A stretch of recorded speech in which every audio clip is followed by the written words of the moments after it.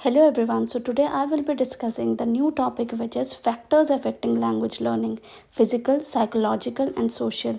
फिर से मैं एक और बात बता देती हूँ कि जब कभी भी आप कोई टॉपिक चालू करते हो तो स्टार्टिंग में उस टॉपिक का जो मेन है, जैसे लैंग्वेज लर्निंग के बारे में बात करी गई है तो उसका मीनिंग, उसकी डेफिनेशंस की 2-3 लाइनें जो है वो लिख देना। इसकी वजह से जो है मार्क्स ज़्यादा फेच कर सकता है इंसान। ठीक है, तो स्टार्ट करते हैं इस टॉपिक को।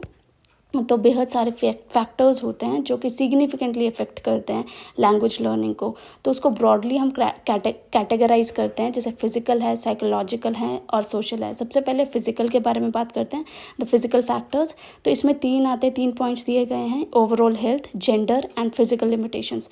इसके बारे में डिस्कस करते हैं। ओवरऑल हेल्थ में क्या आता है कि गुड फिजिकल हेल्थ इंपॉर्टेंट होती है ताकि हम अच्छे से फोकस कर पाएँ, एंगेज कर पाएँ लर्निंग में। इसी की वजह से हम लर्निंग अगर अच्छे से कर पाएंगे तो लैंग्वेज भी एक्विजिशन में हमें कोई दिक्कत नहीं आएगी। दूसरा है फिजिकल लिमिटेशन। किसी भी तरीके की फिजिकल डिसेबिलिटी जो है वो लर्निंग को इम्पैक्ट करती है और जिसकी वजह से हम अच्छे से लर्न नहीं कर पाते। एप्रोप्रिएट एकोमोडेशंस यूज़ करने चाहिए ताकि हमें कोई दिक्कत ना आए किसी भी लैंग्वेज को लर्न करने के लिए। अगला है जेंडर। कुछ स्टडीज़ ये बताती हैं जो मेल्स और फीमेल्स होते हैं उनमें डिफरेंसेस आते हैं लैंग्वेज को एक्वायर करने में। बोला जाता है जैसे जो फीमेल्स हैं वो इजीली लैंग्वेज जो है एक्वायर कर सकते हैं, पर ये कुछ स्टडीज़ हैं। ठीक है, कोई मतलब कि पूरा हार्ड एंड फास्ट रूल नहीं है इसमें। तो so we can say that overall health में हम बात करते हैं, good physical health is important for sustained focus and engagement in learning. Number second is physical limitations. Any physical disabilities can impact learning and appropriate accommodations may be needed. Number third is gender. Some studies suggest gender differences in language learning strategies. The next one है psychological factors. इसमें भी कुछ points आ जाते हैं जैसे कि motivation है, anxiety है, लर्निंग स्टाइल्स हैं, पर्सनैलिटी है, इंटेलिजेंस एंड एप्टीट्यूड है, सेल्फ कॉन्फिडेंस है, एटीट्यूड एंड बिलीफ है।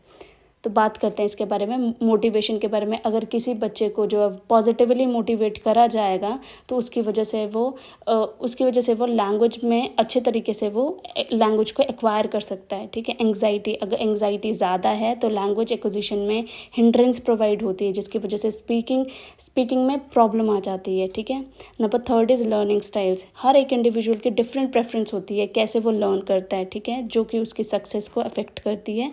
ठीक है, तो उसको जो बच्चे जो हैं जो अच्छे से मतलब कि जो अच्छे से लर्न नहीं कर पाते, लैंग्वेज को एक्वायर नहीं कर पाते, उनके लिए डिफरेंट टीचिंग मेथड्स जो हैं वो बताने चाहिए या यूज़ करने चाहिए ताकि उनकी जो है वो लैंग्वेज एक्विजिशन जो है वो अच्छे से हो पाए। Number fourth is attitude and belief. Positive attitude और बिलीफ की वजह से हम लर्निंग प्रोसेस को भी आसान कर सकते हैं और लैंग्वेज एक्विजिशन में भी कोई दिक्कत नहीं आएगी, उसकी वजह से वो बेनिफिशियल बनेगा।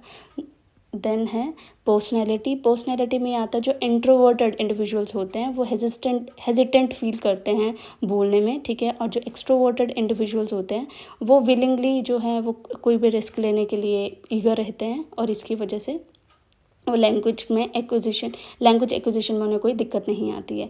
The next one is self confidence भी बहुत इंपॉर्टेंट है लैंग्वेज को एक्वायर करने के लिए, लैंग्वेज डेवलपमेंट के लिए। ठीक है, स्पेशली अगर हम बात करें ओरल कम्युनिकेशन में कि जिनमें कॉन्फिडेंस होता है वो कॉन्फिडेंटली बात करते हैं और कॉन्फिडेंटली ही कम्युनिकेट कर पाते हैं। ठीक है, उससे उनका कॉन्फिडेंस जो है वो अच्छे से बिल्डअप हो जाता है। फिर अगला है इंटेलिजेंस एंड एप्टीट्यूड में कॉग्निटिव फैक्टर्स के बारे में बात करते हैं जो कि क्विकली और इफेक्टिवली जो है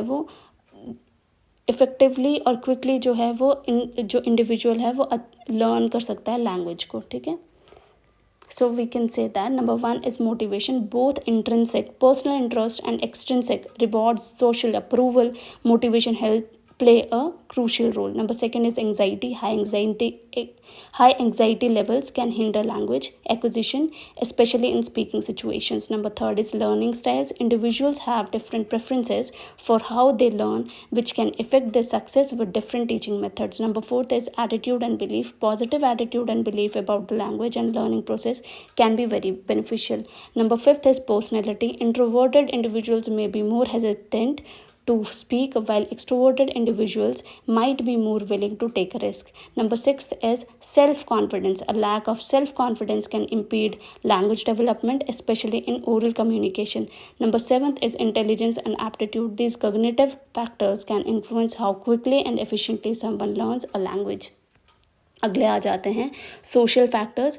इसमें पॉइंट्स हैं जैसे लर्निंग एनवायरनमेंट है, कल्चरल इन्फ्लुएंसेस हैं, सोशल इंटरेक्शन है, एक्सपोजर टू द लैंग्वेज है, फैमिली एंड पीयर इन्फ्लुएंस है। नंबर फर्स्ट डील करते हैं लर्निंग एनवायरनमेंट के बारे में।